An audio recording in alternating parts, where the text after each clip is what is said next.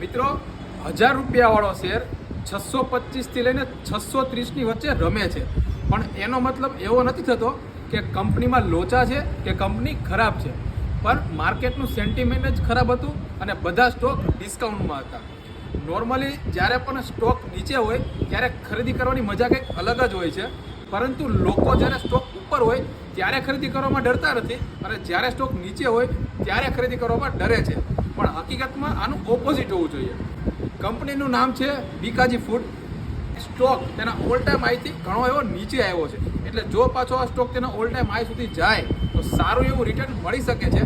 પણ કોઈ personal recommendation નથી કે બાય સેલના સિગ્નલ નથી. આપણે જસ્ટ આ લર્નિંગ પર્પઝથી વ્યૂ શેર કરીએ છીએ.